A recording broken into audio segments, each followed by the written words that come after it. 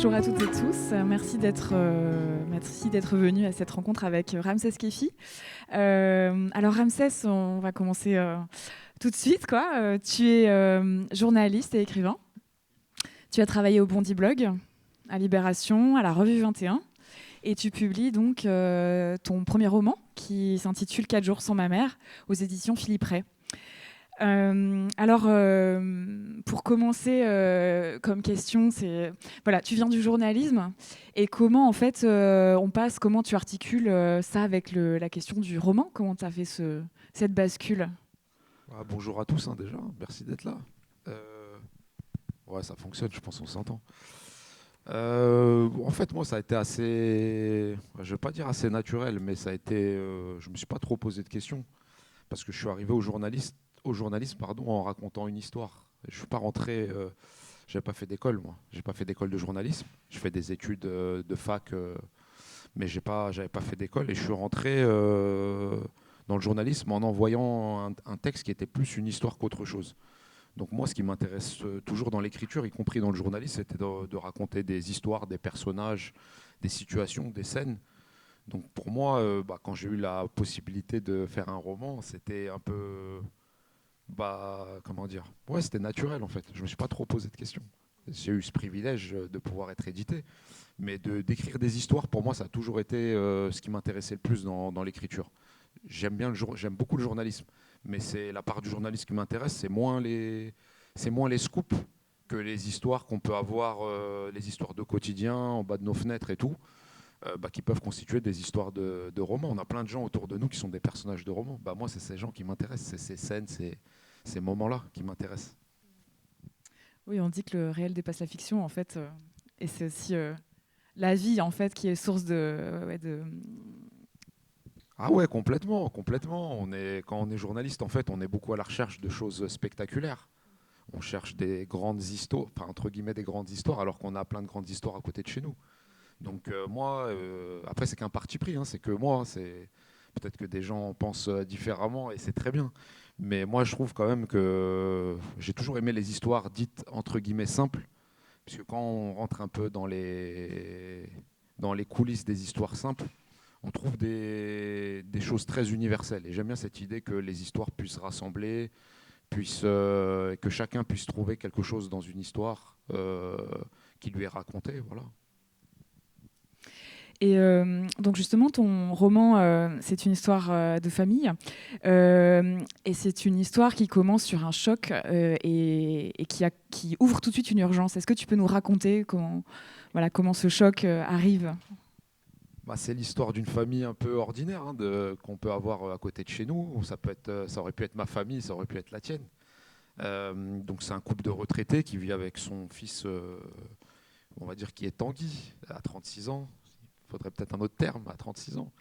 Mais ouais, Tanguy, enfant surcouvé, enfant diplômé aussi, qui est un peu recroquevillé dans sa bulle. C'est une famille normale où il y a beaucoup de tendresse, beaucoup d'amour, mais il y a des rituels qui ont disparu, des rituels d'amour. Chacun vit un peu dans sa routine. Et puis un lundi, la maman décide de partir.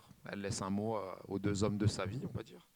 Et elle dit, je reviendrai, je dois partir, je reviendrai. Donc pendant 4 jours, le mari et le fils, qui sont un peu bracassés sur les bords, tendres mais bracassés, ils vont enquêter. Ils vont se rendre compte que cette maman, cette femme qu'ils aiment en fait profondément, en fait, ils la connaissent moins bien que ce qu'ils ne pensent.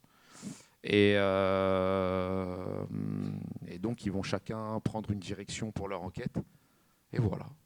Et il se trouve qu'il y a un secret dans cette famille, un gros secret. Le fils n'était pas au courant.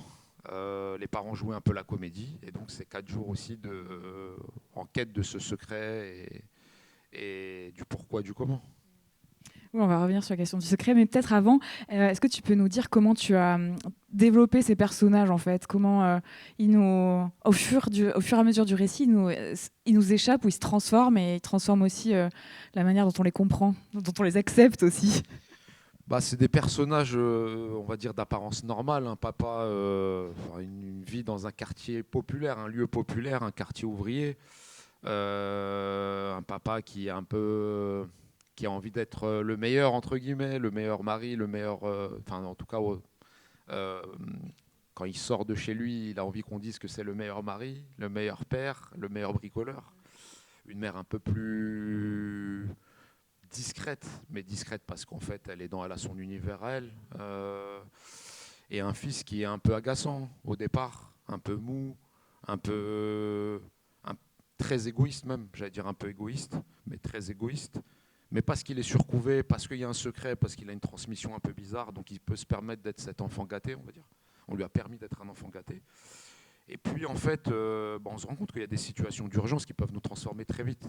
Moi, j'ai toujours aussi été, comment dire, ces situations-là m'ont toujours intéressé. C'est-à-dire qu'il vous arrive quelque chose, en bien comme en mal, hein. Que ce soit des histoires de famille où vous gagnez 50 000 euros à la Française des Jeux, et vous vous rendez compte que ça peut éponger vos dettes ou que ça peut vous permettre d'acheter un camping-car, un truc comme ça. En fait, parfois, on change très vite. Et là, en l'occurrence, c'est des personnages qui vont être amenés à changer parce que les deux parents jouaient un peu une comédie. Pendant 45 ans, ils ont gardé un secret, donc ils sont un peu comédiens sur les bords. Il y a un côté un peu théâtral. Et le fils, en fait, il n'est pas bête. C'est juste qu'il vit dans une bulle, il a tout. C'est un enfant, c'est un garçon, un homme à 36 ans, intelligent. Mais il est dans sa bulle et il se dit que jusque-là, il a eu la chance de pas d'être tranquille, en fait. Il a un filet de sécurité, ses parents, ses amis, l'endroit où il vit. Et il n'a pas eu besoin d'affronter le réel. Mais quand la bulle éclate, la maman s'en va, la bulle éclate, il est obligé d'aller affronter le réel. Mais il n'est pas stupide. Donc en fait, il a tout en lui. C'est juste qu'il est obligé d'aller... de passer la frontière de Tanguy à adulte, quoi. Oui, et puis il y a aussi il y a une autre figure très forte aussi dans ton livre, qui est en fait le lieu, le quartier, quoi. Et ça, voilà, ça s'appelle donc la caverne des oiseaux. Et du coup, c'est vraiment, ça incarne, ça personnifie quasiment une autre forme de personnage. Enfin, et quels sont ses caractères et comment tu sublimes aussi cet endroit-là. Je sais pas si je l'ai sublimé, hein, mais c'est des endroits, plutôt des quartiers populaires, des lieux populaires qui sont un peu inclassables, parce qu'ils sont en lisière de forêt, parce que leur destin est très lié à l'usine. C'est des endroits qui sont amenés à changer, mais des gens qui deviennent nostalgiques parce qu'ils voient des nouvelles personnes arriver, des nouvelles constructions. C'est un lieu qui est bloqué entre plein de temporalités. Le passé, parce qu'il y a aussi cette nostalgie de l'usine qui fonctionnait bien, c'était un lieu de passage. Il y a le futur aussi, parce qu'on voit les nouvelles constructions. Et c'est des lieux où il ne se passe pas grand-chose. C'est pas péjoratif, mais c'est juste des lieux qui font leur vie, en fait. Il n'y a pas plus de mauvaises choses qu'ailleurs, et il n'y a pas plus de bonnes choses qu'ailleurs, en fait. C'est juste un lieu normal, vie normale, avec ses bons et ses mauvais côtés. Donc pour cette histoire, il fallait un lieu où la routine pouvait installer un petit royaume. Et là, en l'occurrence, c'est des lieux où la routine, le côté un peu pépère, le côté un peu ronron, est très présent. Donc il fallait ça aussi, pour qu'il y ait des moments dans le livre, parce que c'est aussi un portrait. Ce livre, c'est aussi en creux un petit portrait de la routine des lieux où en fait on se rend compte que on tourne un peu en rond. Ça, c'est bon côté, hein. C'est des endroits où il y a presque une vie familiale, avec ses bons et ses mauvais côtés aussi. Mais c'est aussi des endroits où l'ennui est très présent. Donc il fallait un peu tout ça. Donc c'est pas des lieux spectaculaires, c'est des lieux qui existent. C'est une fiction, mais c'est des lieux qui existent. Mais comme on disait au départ, aujourd'hui, notamment les quartiers populaires, les lieux populaires, il faut que ça soit spectaculaire, sinon on n'en parle pas beaucoup. On n'a pas forcément envie de raconter cette routine. Donc voilà, il fallait un lieu aussi qui puisse abriter une histoire universelle. Parce que de ces lieux populaires, on a des histoires qui peuvent toucher tout le monde. Et là, en l'occurrence, c'est une histoire de famille qui aurait pu arriver dans un village, qui aurait pu arriver dans un centre-ville, n'importe où. Sauf que ça arrive là avec dans ce lieu très ouvrier. Oui, c'est super intéressant. Et c'est aussi une manière, c'est presque une position, politique, c'est peut-être un grand mot, mais en tout cas, c'est une position, une forme Ouais, d'assumer aussi que ces endroits-là, bah, il faut arrêter de voilà, de les regarder de loin avec des formes de représentation négative. Là, tu déconstruis un peu et tu dis juste, en fait, c'est normal, quoi. C'est normal. Il y a effectivement, comme tu dis, de l'universel dans le quotidien.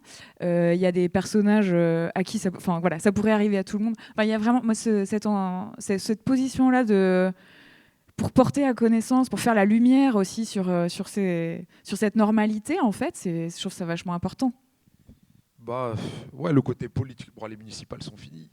Oui, bah, c'était une autre question que je voulais te poser après, mais ouais. En fait, moi j'ai toujours été partisan de quelque chose, c'était de raconter les histoires telles qu'elles sont. C'est-à-dire que les quartiers populaires, mais c'est aussi le cas pour les villages. Il y a beaucoup de clichés sur les villages aussi, sur le côté très rural. Mais c'est qu'on a tendance en négatif, mais aussi en positif. Il y a des histoires positives sur les quartiers populaires c'est tellement trop que ça en devient presque négatif. Et donc moi j'ai toujours été partisan d'avoir un équilibre et d'essayer humblement, quand on raconte une histoire, mais qui peut être dans un livre ou même à l'oral, comme on discute là, comme on papote, de dire bah, on va raconter l'histoire telle qu'elle est, avec ses bons, ses mauvais côtés. Les gens après font leur propre salade après.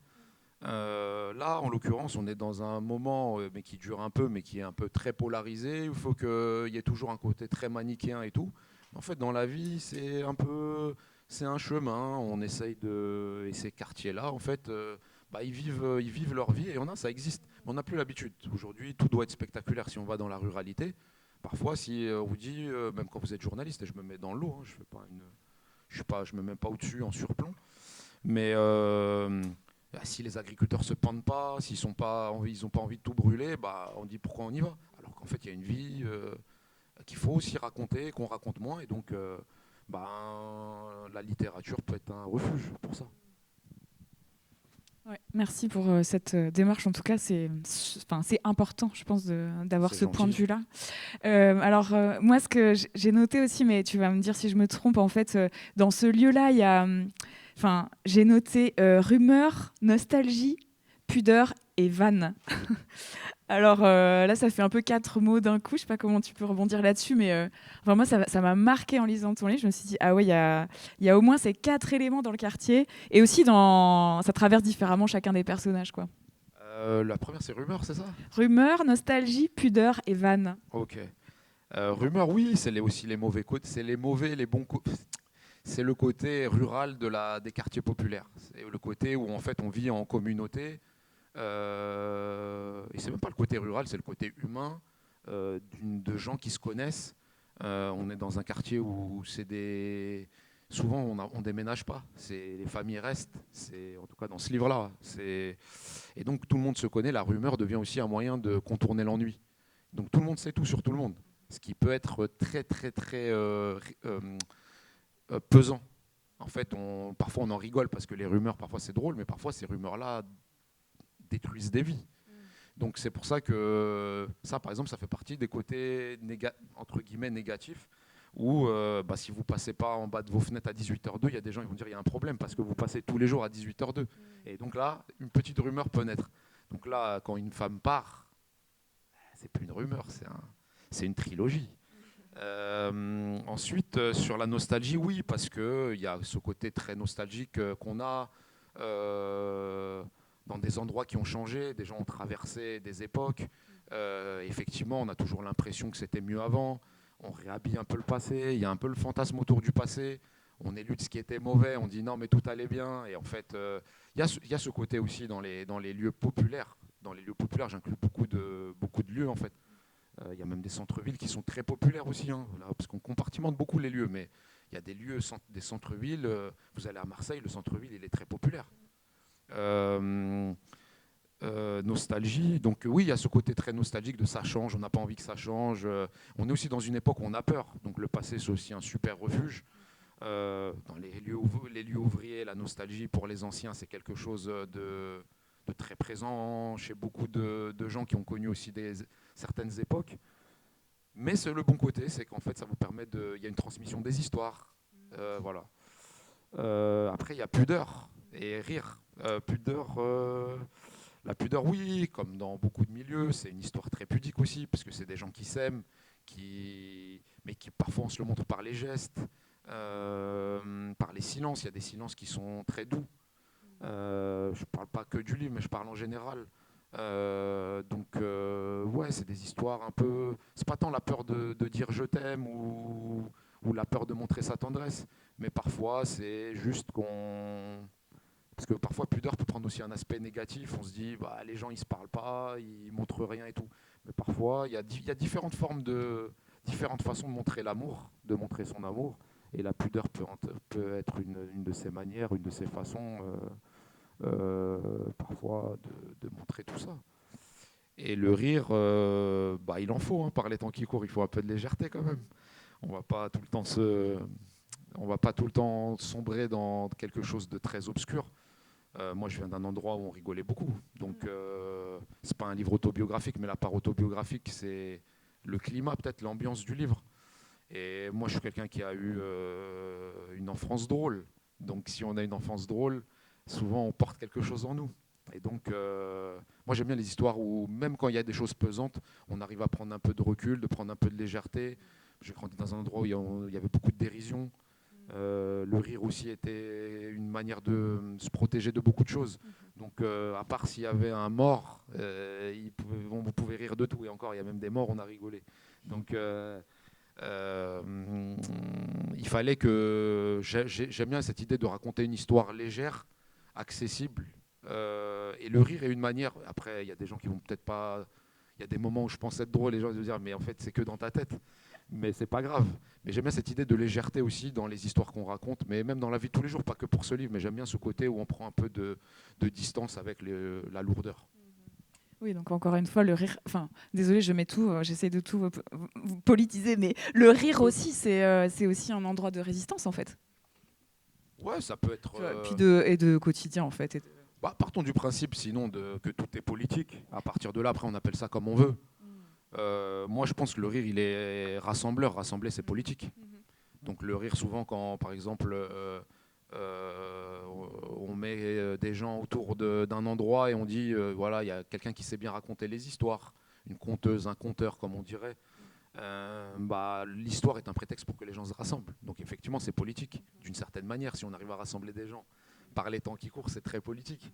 Donc, moi, je pense que les histoires servent à ça. On parle de romans, de livres, d'essais, récits, tout ce qu'on veut, mais je pense que la base d'une histoire, c'est aussi de créer ce truc un peu rassembleur, fédérateur, qu'on ait aimé ou pas, hein. Parfois, moi, j'étais dans un endroit aussi où ça bavardait beaucoup, ça racontait beaucoup d'histoires. Mais c'est juste un prétexte. Un livre, c'est un prétexte pour qu'on discute, pour rassembler des gens. Donc, si ça, c'est politique, politisons, hein. Politisons. Et alors, sinon, voilà, c'est une histoire d'exil aussi. Et comment les silences aussi vont avec l'exil. Est-ce que pour toi, c'était important de faire quelque chose de ces sujets? Bah, au départ, c'est le secret qui m'intéressait plus que l'exil. Ok. L'idée, c'était de. Moi, j'ai toujours eu de l'admiration pour les gens qui, pour la bonne cause, gardaient un secret. Et se disaient que, là, en l'occurrence, ils gardent le secret pour pas abîmer leur enfant, ils ont eu du mal à avoir cet enfant. Donc, ils se disent, on va pas l'alourdir de quelque chose. Donc, ils lui donnent un trop plein d'amour qui fait que il est surcouvé, en fait. Mais moi, j'ai toujours une admiration pour les gens qui jouaient, qui pouvaient porter ça et presque jouer la comédie. Euh, c'est peut-être pas le mot admiration, mais c'est plus un côté curieux, mais dans le sens positif du terme. Là, je me dis, ils vont se sacrifier parce que porter un secret, c'est lourd. Ça veut dire qu'on s'abîme aussi. Donc moi, c'est ça qui m'intéressait. Et en fait, il se trouve que l'exil, il y a beaucoup d'histoires d'exil qui se prêtent au secret. Donc au moment de faire un peu la tambouille, on s'est dit, je me suis dit, qu'est-ce que je vais faire? Et je trouvais que les histoires d'exil pouvaient porter ce genre pouvaient se connecter à des histoires de secret. Donc je suis parti là-dessus sur l'exil, qui peut être, là en l'occurrence, c'est des gens qui viennent de Tunisie, mais il y a eu des exils douloureux qui viennent de partout, même en France, hein. Il y a des gens qui sont arrivés de la campagne, ils sont arrivés dans des villes, ça a été hyper douloureux. Mais c'est plus le secret qui m'intéressait. Ouais. Voilà. Et c'est quoi, toi, ton rapport au secret? je pense que dans toutes les familles, il y a des petits, moyens et grands secrets. Moi, j'ai pas grandi dans une famille où je pense pas qu'il y ait des gros secrets. Je pense qu'il y a des petits secrets. Je suis même pas au courant. C'est pas grave. Moi, je respecte les gens qui cachent, qui cachent des choses. Pourquoi pas, en fait. Peut-être qu'on n'est pas prêt. Mais mon rapport au secret, non, moi, j'arrive pas à garder les secrets parce que je suis pas assez sérieux. Je pourrais pas. Si quelqu'un sait que j'ai un secret, il peut me faire. Je suis pas une balance, mais il saura qu'il y a un secret, donc il travaillera sur la durée, et à un moment, il va m'avoir. Voilà, on m'aura forcément. Mais moi, je les garde pas les secrets. En général, pour des raisons peut-être de caractère. Je trouve que tout ce qui alourdit un peu, c'est déjà que j'ai du mal à être déjà que j'ai du mal à ne pas être nonchalant, à vaincre ma nonchalance. Mais si j'ai des secrets, c'est chaud. Donc, je préfère pas avoir de secrets. Ouais. J'avais une question ensuite, mais tu as déjà répondu. C'est pourquoi la légèreté, c'est important? Pour plein de raisons. Hein. Après, moi, je le porte avec moi, ça. Mais je ne m'en rendais pas compte. C'est-à-dire que avec mes copains d'enfance, ça a été presque un mode de vie. C'était comme le bouddhisme. C'était un mode de vie. On était dans la légèreté, on était beaucoup dans la rigolade, se chambrer, pas prendre les choses au sérieux, ce qui peut être un défaut après. Parce que après, quand il y a des discussions sérieuses et tout, vous avez tendance à toujours à rigoler et tout ça. Mais en tout cas, ça vient de là. Ça vient aussi de mes parents. Mon père était quelqu'un de très... Il était dans la légèreté aussi. Il avait ses trucs. Mais à la maison, en tout cas, il était... Voilà, viens en prendre la distance, il n'y a rien de grave en fait. Donc moi, j'ai grandi dans cet univers-là. Et puis après, en grandissant, je fais mes études, je commence à bosser. Je n'ai pas toujours bossé dans le journalisme. Mais je me suis rendu compte qu'après, plus on avançait dans le temps et plus cette légèreté, c'était un... Moi, je le dis comme ça, mais je trouve que c'est un atout quand même de pouvoir relativiser. Parce que je suis arrivé dans des milieux parfois où tout prenait comment dire, des proportions énormes. Et je dis, ah, ça va. Donc moi, je suis arrivé là-dedans, c'est bon, on peut rigoler de ça. T'es pas malade, et encore parfois on est malade, il y a des gens qui sont malades, ils font preuve d'autodérision, on peut rire avec eux. Il y a des gens pour pas, voilà, ils manquent du lait au café, ils commencent à nous faire des trucs, ils arrivent au boulot, ils pètent les plombs. Ou bien parfois, voilà, ce qu'on peut réparer, à partir du moment où on peut réparer les choses et qu'il n'y a pas un truc hyper grave, on peut rigoler. Hein. Donc moi je trouve que c'est important, et par les temps qui courent, si on n'y a plus de légèreté, qu'est-ce qu'on fait après? On va faire quoi? Très juste. Ton livre, c'est sur aussi la solitude des femmes puissantes. Donc Amani, c'est une héroïne. Et en fait, elle est centrale par son absence. En fait, c'est ça que tu arrives à faire, c'est que tu fais un portrait en négatif. En fait, c'est quand même hyper fort d'avoir fait ça. Et du coup, il y a ce truc-là entre comment tu fais, ce truc-là social où on sacralise les mères.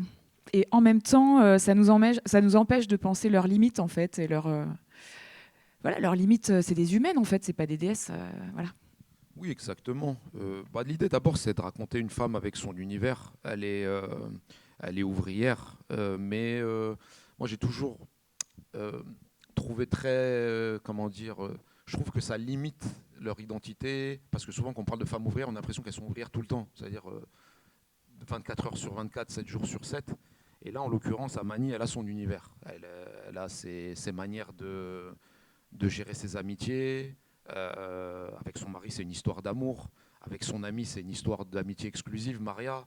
Il y a un côté, elles aiment la politique, elles aiment la lecture, elles aiment le cinéma, comme beaucoup de femmes dans les milieux populaires. Mais souvent, quand on dit oui, vous êtes une ouvrière, on a l'impression que même à la maison, elle fait le lit, elle défait. Non, il n'y a pas que ça. Il y a aussi un univers dans la tête de ces femmes. Et puis ensuite, Amani, c'est une femme comme il en existe plein. C'est-à-dire, vous vivez avec des... Je ne fais pas de la sociologie, hein, je fais juste... Mais parfois, les garçons, les hommes, ils ont du mal à... Et pas tous, hein, mais je parle dans le livre, et ça raconte ces hommes-là, à affronter la réalité. C'est-à-dire des vraies questions existentielles, des comment on fait. En fait, parfois, les femmes sont plus courageuses. même souvent. Et donc, moi, je voulais raconter ça. Je voulais raconter cette femme qui va dire, OK, j'ai participé à la comédie, au secret, tout ça. Mais à un moment donné, maintenant, il faut affronter la réalité parce que je vois le temps qui passe. Je vois les gestes d'amour, de tendresse qu'on n'a plus entre nous. Je vois que, parce que les deux, ils auraient pu aller jusqu'à 1 million d'années comme ça, café, copains, on rit, on rentre à la maison. Donc tout ça, en fait, abîmait la famille. En plus de la charge mentale, elle avait aussi euh, une charge physique, puisque en fait, elle est plutôt casanière. Ça ne veut pas dire que le mari est un feignant et qu'il fait rien à la maison, c'est pas ça. Mais c'est qu'il y a aussi la charge physique de finalement de faire en sorte que la famille aille bien. Elle maintient la paix entre le garçon et le père, même s'ils s'aiment les deux, mais ils ont des malentendus, mais personne ne veut faire la guerre parce qu'ils aiment tellement cette femme qu'ils se disent on va pas faire la guerre à l'intérieur de la maison. Mais c'est elle qui maintient la paix. C'est le casque bleu d'avant, pas ceux d'aujourd'hui. Ceux d'avant, ça marchait avant peut-être. Mais c'était un... Voilà, donc elle maintenait tout ça. Et donc c'est un hommage aussi à ces mamans, à ces femmes plutôt, parce qu'il n'y a pas que les mamans, il y a aussi les grandes sœurs. On parle souvent, quand on parle des milieux populaires, on dit souvent les grands frères, surtout les quartiers, mais on oublie les grandes sœurs. On oublie les grandes dames aussi, les mamans et tout, qui tiennent, qui parfois peuvent régler des problèmes que les hommes ont, je ne vais pas dire ont la flemme de régler, mais ils se disent ok, on verra plus tard. Et donc voilà, c'est un hommage à toutes ces femmes qui sont puissantes, mais qui sont effectivement, parfois, qui se sentent parfois seules parce qu'on estime qu'elles sont comme un monument. On passe devant un magnifique monument, on sait qu'elle est là, et on se dit ça va rester, c'est pour l'éternité. On ne lui donne pas peut-être l'attention, et là en l'occurrence pour la maman, et les gestes d'amour qu'il faudrait. Ouais. Et là, donc, le monument se casse. C'est-à-dire que du jour au lendemain, elle a le courage de dire bon bah au revoir. Et non, elle ne dit même pas au revoir d'ailleurs. Bah, elle disparaît. C'est quand même. Ouais, ouais, ouais. Enfin, Bah, en fait, là encore, c'est une fuite, mais c'est même pas une fuite parce qu'elle part pour réparer encore. Donc exactement. c'est encore un travail en plus. Elle a anticipé son. Enfin, je veux dire, elle a anticipé que partir allait faire déclencher un séisme dans les deux, dans le père et le fils, et que eux-mêmes allaient prendre conscience que en fait son départ nécessite leur réinvestissement dans la famille. C'est quand même un truc de fou d'avoir anticipé un truc pareil. Bah, en fait, elle a essayé de leur parler. En fait, le problème, c'est qu'ils esquivaient les discussions. À la base, elle voulait pas partir. Mais c'est un peu comme quand il fallait un traitement de choc, puisqu'en fait, à un moment, si plus personne n'arrive à parler, soit on reste comme ça avec le risque que la famille explose et que le secret en fait fasse beaucoup plus de mal, ou bien il faut que quelque chose se passe. Mais encore une fois, elle va prendre 4 jours. C'est 4 jours de travail en fait, 4 jours de boulot.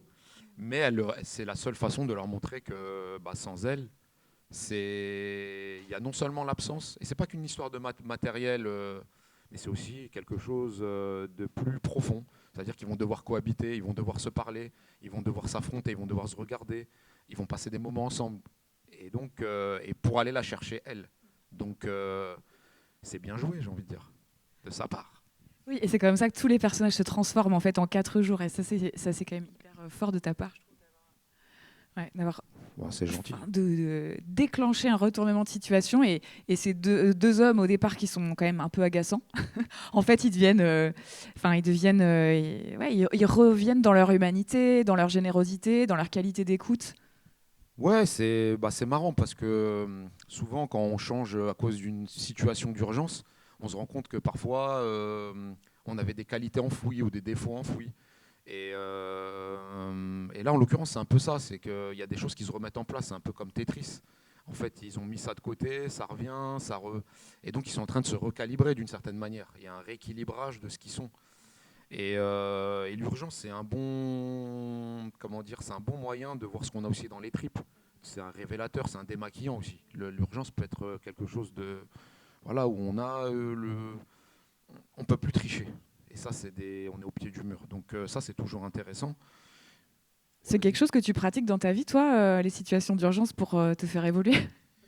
Non, après, parfois, il y a des urgences qui nous tombent dessus. Bon, là aussi, ça leur tombe dessus, mais ça leur apprendra.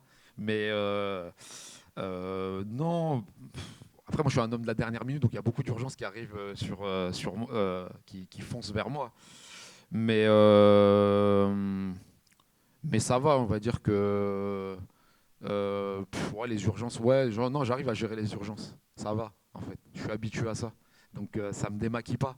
Parce que en fait, je sais que ça va, je suis préparé à gérer l'urgence. Voilà. Et ouais, je trouve ça assez. Enfin, comment dire, c'est très fin d'avoir vu que dans un système familial où, même complètement déséquilibré, mais qui reste statique, en fait, quand il y a une personne qui bouge, tout le monde bouge. Bien sûr, c'est les liens familiaux. Souvent, on parle des familles, mais les familles, c'est très compliqué. On peut bouger une chose, il peut y avoir un micro-événement, et ça fait bouger toutes les relations. Parfois, vous avez des gens qui ne se parlent plus depuis des années, c'est juste un micro-truc qui a bougé, et en fait, ça a fait bouger 3, 4, 5, 6 personnes dans la famille, et vous vous rendez compte que ça crée une situation, entre guillemets, exceptionnelle. Donc oui, quand ça bouge, là, en l'occurrence, ça bouge beaucoup, parce qu'en fait, eux, ils étaient vraiment ancrés dans leur routine, dans leurs secrets, leurs mensonges, leurs malentendus, leur silence. Donc là, c'est un gros bloc qui bouge. Mais c'est vrai que dans les familles, parfois, ou même dans les relations d'amitié, tout ça, il suffit d'un petit truc et ça peut créer plein de choses, plein de changements. Si dans l'occurrence vous avez, je sais pas moi, une mère qui part, et bah, ça crée aussi un manque, un vide. Même si c'est un vide qui va durer 4 jours, une semaine, 2 semaines, bah, ce vide-là peut avoir des conséquences sur plein de choses aussi. Donc, évidemment, la famille, c'est très. Les histoires de famille, partout il y a des liens humains, pas forcément qu'en famille, mais c'est des machines hyper complexes. Et je vais rebondir sur l'amitié. Du coup, dans ton livre, il y a aussi, enfin, il y a l'importance des amitiés simples, en tout cas l'intensité qu'elles ont. Et il y a deux personnages géniaux, quoi. C'est Archie et Maria. Est-ce que tu peux nous parler enfin, rebondir sur cette question de l'amitié? Bah, moi, j'aime bien aussi les histoires d'amitié parce que elles permettent aussi de créer un autre univers en plus de la famille. Là, je parle du livre.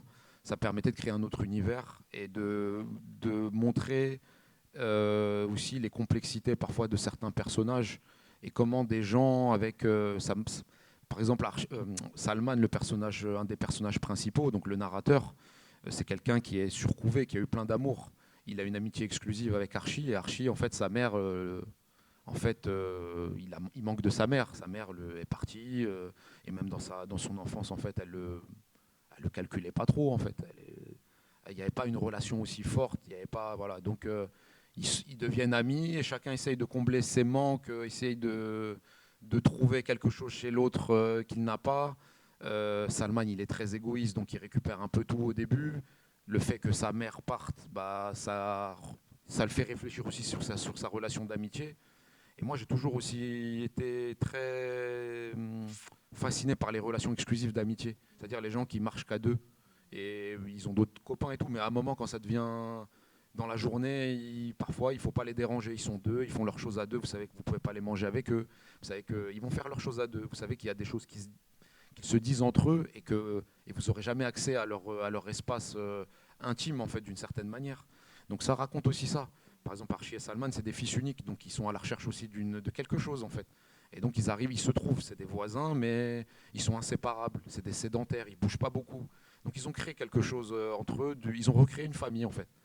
Et Amani, la maman, elle a son coup de foudre amical pour Maria, à tel point que la rumeur dit qu'elles sont en couple.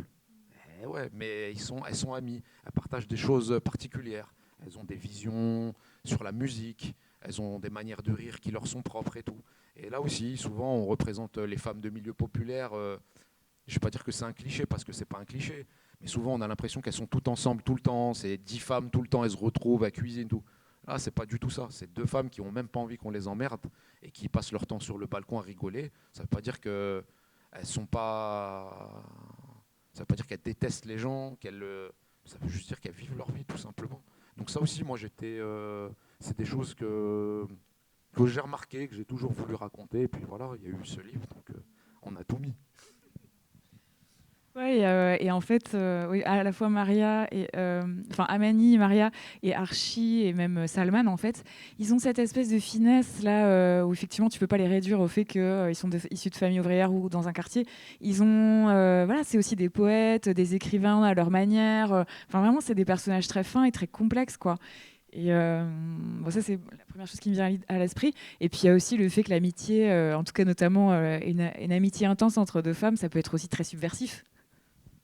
Ouais, complètement. Après, ça existe, hein. Le truc, c'est que dans ce livre, il y a plein de choses qui existent, mais qu'on raconte pas plus forcément parce il faut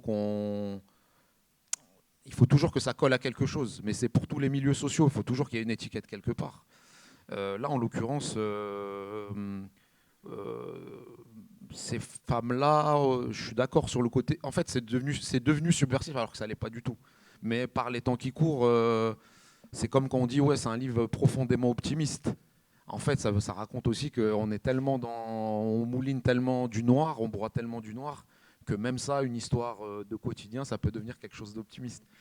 Mais c'est subversif parce que l'époque, parce que, mais en fait, deux femmes qui marchent, qui choisissent de, pas on est amis, on n'a pas envie d'ouvrir le cercle parce qu'il y a eu des déceptions, parce qu'en fait, on n'a juste pas envie et on a envie de vivre ça intensément, bah pourquoi pas. Et ça, Oui, sauf que Eddie, il le vit super mal. il dit c'est un gros ours. Eddie, c'est le mari de Amani, donc il est jaloux de sa meilleure copine quand même. En fait, Eddie, c'est un homme qui a aimé, c'est une histoire d'amour. C'est vraiment entre Amani et lui, c'est une histoire d'amour qui date de très longtemps. Ils se sont rencontrés à l'adolescence, ils ne se sont jamais lâchés. Euh, mais Eddie, il est devenu peureux. Le secret l'a rendu peureux. Le fait de cacher son secret l'a rendu peureux. Et alors, bien sûr qu'il fait un peu ours et tout, mais il y a beaucoup de tendresse chez lui, beaucoup d'amour. Mais il vit au travers du regard des autres, comme beaucoup de gens, dans des milieux où en fait tout le monde vous regarde et vous devez jouer aussi un rôle. Sauf que lui, il joue un double rôle. Il joue le rôle du gars parfait, mais il joue aussi le rôle avec son secret. Donc il a inventé une histoire, il a servi une histoire à tout le monde en disant voilà, moi je suis orphelin, tatati, tatata. Et il s'est inventé un rôle. Donc, Mehdi, il est bien sûr qu'il, en fait, à force d'être peureux, bah, il a plus envie de parler, il a peur d'être maladroit avec sa femme, avec je veux dire son gamin, mais il a 36 ans, donc avec son fils. Et donc, il est devenu, il parle pas, il garde les choses en lui, et tout le rend jaloux. Un chat, sa femme s'occupe d'un chat, il est jaloux du chat. Sa femme a une amitié exclusive, bah, il croit que ça menace, il se sent menacé. Mais au lieu d'y aller et de dire les choses, bah, il garde ça pour lui et continue de jouer sa comédie. Donc c'est pour ça que quand elle part, il explose. Oui, et du coup, le patriarche, en fait, tu te rends compte que ce qu'il incarne, le patriarche, quoi, en fait, il est hyper vulnérable. Et à la fin, tu dis, il explose, et en fait, il reprend le langage, il reparle à son fils, et même il reparle arabe, en fait. Et du coup, il y a tout ce rapport ouais, à sa transformation, même par le langage, quoi. Bah, de toute façon, ils ont tout mis derrière une porte. Et quand on ouvre la porte, après, c'est un peu comme des armoires qu'on a surchargées, on ouvre et tout retombe. C'est cette histoire-là. Parce que ça dure 4 jours, mais l'idée, c'était de créer cette situation d'urgence où on a plein de petits micro-changements qui donnent des gros changements. Là, Eddie, bien sûr qu'il est vulnérable. Alors, il y a plein de gammes de gens qui jouent les costauds et il y a plein de gammes, hein. Lui, il fait partie de la gamme facile. En fait, c'est des gens qui jouent vraiment une comédie et en fond d'eux, c'est des nounours. Donc, lui, c'est on va dire un taureau, c'est un agneau déguisé en taureau, un truc comme ça, ou un buffle, un truc comme ça. Mais c'est un agneau à la base. Il s'est aussi laissé entraîner. Ça raconte aussi des gens qui se laissent entraîner par la routine. Au moment où il se passe rien, et en fait, la routine, elle est maligne. Et quand elle vous aspire, vous vivez à son rythme en fait, et elle vous laisse croire que que si vous laissez les choses comme ça passe. Donc c'est le piège aussi de la routine. Mm. Oui, moi je peux. Alors, attends, je sais pas quelle heure il est, si on a encore le temps. Ah oui, il est que 2h15. Ah mais non, on a changé d'heure. Ouais, Pardon. là, non, c'est pas. Il nous reste combien de On va temps? prendre le iPhone, il est 15h12. 15. Ah, jusqu'à 15h30, on a vraiment le temps. Ok, alors du coup, oui, est-ce que tu peux... la tendresse, par exemple, tu dis que c'est au centre de ton livre. Est-ce que tu pourrais rebondir ouais,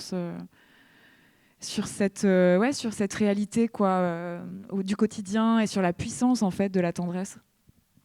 Bon, quand on parle de tendresse, les gens vous prennent pour un gourou. On a l'impression que c'est hors sol, que en fait, la tendresse, c'est pas si compliqué que ça. C'est-à-dire qu'il y a des gens qui vivent ensemble et qui s'aiment tout simplement. Mais ça concerne la famille, ça concerne les voisins. Alors, on n'a pas toujours des bons voisins, mais on n'est pas obligé de donner de l'amour à tout le monde. Mais il y en a, ça existe. Ce que je veux dire, c'est que c'est pas un truc hors sol. Mais quand vous parlez de certains sentiments comme ça, on a l'impression que vous êtes un peu un ravi de la crèche. Mais c'est pas ça. on a tous des, comment dire, sans tendresse, on n'aurait pas construit des belles choses. En fait, les belles choses naissent au travers de sentiments très simples. Et là, dans ce lieu un peu ouvrier et tout, etc., moi j'ai grandi dans un lieu qui, c'est pas ce lieu-là, mais ça y ressemble. Bah, il y avait beaucoup de tendresse. Quand on dit ça aux gens, on dit parfois, ils vous regardent, ils vous disent comment ça. Ben, c'était pas, on marchait pas avec des feuilles de vigne et on chassait pas le mammouth. On s'aimait bien. On avait des relations hyper sympas. Si on rigolait, c'est qu'il y avait de la tendresse entre nous. Et je répète, ça ne veut pas dire qu'on s'aimait tous, mais à l'intérieur d'une grande famille, vous avez des liens privilégiés avec des gens et c'est de la tendresse. On peut appeler ça comme on veut, après on peut appeler ça des liens d'amitié. Mais l'amitié, ça part de la tendresse, l'amour, ça part. Il y a toujours un fond de tendresse il y a toujours des gouttes de tendresse un peu partout. Même pour les méchants. Mais même pour les méchants, ça veut dire que des méchants purs à 100%, il y en a peu hein, dans la vie. Il y a toujours, après, c'est comme le chocolat noir, 95%, 78%, mais s'il y a 12% de bons, on peut travailler un peu sur ça. Et parfois, on ne peut pas y travailler, mais c'est pas grave. Mais ce que je veux dire par là, c'est que c'est un mot qui paraît assez hors sol, mais c'est la vérité. C'est comme quand on a vu dans les journaux télévisés des gens s'étonner pas s'étonner, mais on voyait des grands reportages sur les maraudes dans des lieux populaires. Bah, parce qu'il y a de la tendresse, parce que les gens, tu vas pas laisser ton voisin parce que tu l'aimes bien.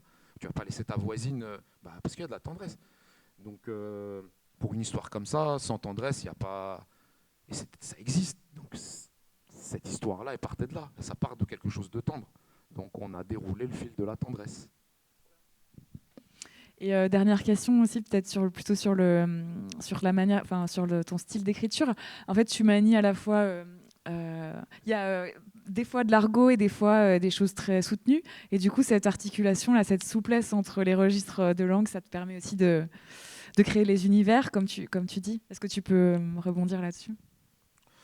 Il fallait que ça soit authentique. Hein. Moi, je pense qu'on écrit une histoire, quelle qu'elle soit, même un article de presse. Il faut toujours être au service de son histoire. Et là, en l'occurrence, ça, c'est de la fiction, c'est de la littérature. Et pour des histoires de quotidien, ce qui, je pense, c'est que mon avis qui fait la différence, c'est l'authenticité. C'est le côté... et la langue doit être au service de l'histoire. On peut l'écrire en langage soutenu ou en langage totalement argotique, mais ça ne fonctionnerait pas, je trouve. Parce que c'est un mélange de milieux. Le narrateur, c'est quelqu'un qui est à bac plus 5. Dans certains personnages, il y a des gens qui peuvent manier ce langage un peu soutenu. Et en même temps, il y a ce milieu populaire, la gouaille populaire, qui existe, qu'on manie tous un peu, et qui devait aussi exister dans ce livre. Donc l'idée, c'est de toujours être à la frontière pour une histoire comme ça populaire. Je trouvais qu'il fallait avoir plusieurs niveaux de langage pour raconter des situations différentes, ou des situations complexes, ou des scènes particulières. Et je pense que il faut juste savoir s'arrêter. Il ne faut pas surdoser en fait. C'est-à-dire que parfois sur des livres où on parle beaucoup du côté populaire, quartier populaire et tout, on surjoue le côté gouaille, argot et tout. Parfois quand on veut dire que on va essayer de casser le cliché, on va être très soutenu, et on est aussi dans une autre forme de cliché. Là en l'occurrence, moi je pense qu'il faut juste être au service de son histoire. Si ça c'était des châtelains au XIVe siècle, on aurait mis je pense que le langage, c'est aussi un équilibre pour permettre aux gens de rentrer dans l'histoire et de se dire, en fait, ça aurait pu arriver à cet endroit-là. Et on connaît des gens qui sont comme ça, dans ces lieux-là. Il fallait mettre le langage au service de l'authenticité, je pense. Mais je pense, après, je n'ai pas dit que j'avais raison. Bon, merci, on peut peut-être... Merci à toi. Finir ça là-dessus, sur l'authenticité. Est-ce que, on va peut-être envoyer la parole au public, est-ce que quelqu'un a des questions, des propositions ? Il y a une question là. Moi j'ai une question sur le lien qu'il y a entre l'écriture journalistique et l'écriture fictionnelle. Est-ce qu'il y a un continuum pour toi, ou est-ce que c'est vraiment deux endroits très différents ? Ouais. Non, je pense qu'il n'y a pas. Non, il n'y a pas de rupture, je pense. Il y a le continuum. Je pense que c'est juste que je pense dans un livre ou dans la littérature, on a plus de liberté. Donc on peut peut-être finir ce qu'on a commencé dans certains articles, peut-être se dire qu'on peut casser 2-3 barrières. Mais je pense qu'une histoire, c'est une histoire. Après, il y a toujours les contraintes, comment on peut jouer avec les contraintes. Et je trouve que dans le livre, on a plus de cartes en main pour jouer avec les contraintes. Mais pour moi, c'est pas si différent au final. Est-ce que du coup, le livre précédent, L'Antichambre 21 à Laval, celui de l'Anti, c'est déjà l'Antichambre de ce récit ou... Non, oui et non, parce qu'il fait progresser sur plein de choses, même la description des lieux. En fait, c'est un livre qui parlait plutôt des rixes adolescentes. Mais c'est vrai que ça fait... En fait, je pense que même les livres qu'on écrit et qui sont peut-être beaucoup plus dans le côté journalistique, y a un côté presque romanesque. Il y a des liens, en fait. C'est-à-dire qu'il y a des situations... même dans ces rixes adolescentes entre guillemets, les à côté, il y a des personnages de romans, il y a des situations qui sont romanesques. Donc moi je pense que tout est lié en fait. Après je pense que si on parle du côté technique, c'est vrai que dans le journalisme il y a des choses, d'autres contraintes, les ponctuations, la manière de couper net, parce qu'il faut passer vite à autre chose et tout. Mais pour moi tout est lié en fait. Moi je pense que tout est lié honnêtement, parce qu'en plus les livres se nourrissent de rencontres. Et c'est vrai que parfois on rencontre des gens pour un article journalistique, mais ça reste dans la tête et ils vous inspirent quelque chose pour autre chose. Non, moi je pense que tout est lié.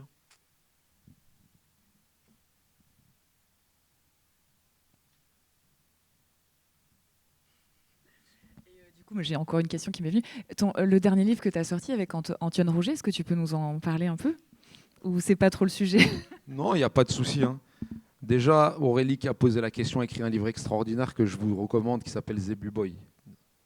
C'est pas merci, c'est la vérité. Voilà, ça c'est dit. Le livre sur la mairie de Saint-Étienne, pour le coup c'est un livre très politique. Mediapart avait fait une enquête sur la mairie de Saint-Étienne où il y avait une histoire de complot, de sextape, etc., etc. Donc ils ont déroulé un fil pendant peut-être 2 ans sur cette histoire qui touche à plein de choses, à la démocratie, qui touche au côté sombre de l'être humain, au pouvoir, à l'argent, au travail, la vie de bureau, à plein de choses et tout. Et donc, à un moment donné, ils voulaient rassembler parce qu'ils ont dû faire 50 articles, Antoine Rouget qui a révélé l'histoire. Et puis, ils cherchaient quelqu'un pour essayer avec un œil neuf peut-être, qui pouvait les aider à structurer un récit plus global, et en travaillant un peu plus sur les personnages. Et donc, ça s'est fait comme ça. Donc, c'est un livre... moi, j'aime pas trop les étiquettes, les tampons, ça se lit comme un roman, tout ça. Je sais pas si ça se lit comme un roman et tout, mais il y avait cette dimension de travailler sur l'humain, de travailler sur les personnages avec une histoire vraie, une histoire un peu lourde. Donc voilà, ça s'est fait comme ça. Donc ça raconte peut-être une dizaine d'années de folie, mais folie aiguë à la mairie de Saint-Étienne, avec un maire qui était impliqué dans des histoires qui ont fait quand même tous les gros titres et qui n'a pas lâché jusqu'à sa condamnation. L'histoire est révélée en 2022, me semble-t-il, et il démissionne qu'en octobre 2025, après une condamnation. Donc ça raconte aussi la vie d'une ville, Saint-Étienne, qui devient prisonnière de cette histoire. Donc voilà, c'est une autre forme de travail, mais c'est aussi une histoire. On y va, on raconte l'histoire, on ne se pose pas trop de questions. Donc voilà.